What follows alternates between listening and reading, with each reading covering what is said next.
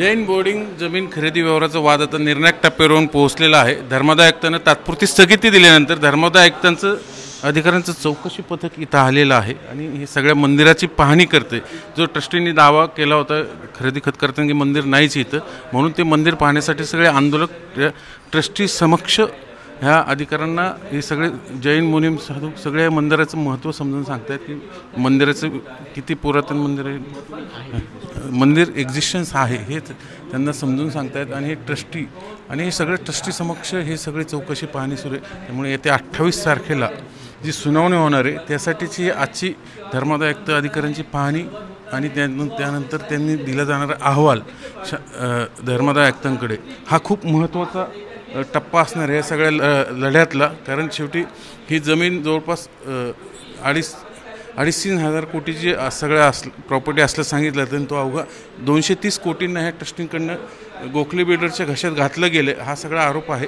त्यानंतर सगळे जैन मुनीम ही साधू आंदोलक मंडळ यांनी आंदोलन केल्यानंतर हे सगळं व्यवहाराला जमीन खरेदी व्यवहाराला तात्पुरती स्थगिती मिळाली असली तर 28 तारखेला त्याच्यावर अंतिम सुनावणी होणार आहे, काय रद्द होणार की काय। म्हणून त्याच्या आधी हे ज्या ट्रस्टींनी दावा केला होता की मंदिर नाहीच आहे ह्या प्रिमायसेसमध्ये, म्हणून स्वतः मंदिर पाहण्यासाठी धर्मादाय आयुक्ताचे अधिकारी इथं आलेले आहेत, ट्रस्टी पण आहेत आणि हे सगळे जैन मुनीम पण आहेत।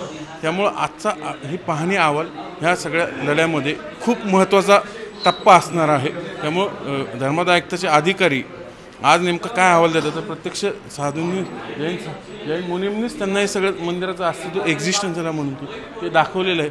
काय झालं नेमकं सगळं नाही, ज्यावेळेस चॅरिटी कमिशनरकडनं यांना आदेश देण्यात आलेले आहेत की मंदिर खरंच आहे का नाही, जसं उल्लेख जो आहे ॲग्रीमेंट टू सेल आणि पहिल्यांदा सुरुवातीला जे आहेत ट्रस्टकडनं करण्यात आलेलं नव्हतं, तर त्याच्या स्पष्टीकरणासाठी ते खरंच आहेत का नाही, कधीपासून आहे, कोणत्या देवाचं आहे आणि याची देखरेख कोण करतो आहे यासाठी चॅरिटी आयुक्तांनी पुण्यातले जे जॉईंट कमिशनर आहेत त्यांना आदेश दिले आहेत आणि त्यासाठी इन्स्पेक्टर जे आहेत चॅरिटीकडनं त्या इथं आलेले आहेत आणि त्यांच्याकडनं तपासणी केली जाते आणि त्याच्याबद्दल सर्व पुरावे किंवा जी माहिती जी आहेत ती महाराजांकडनं यांना दिली जाते।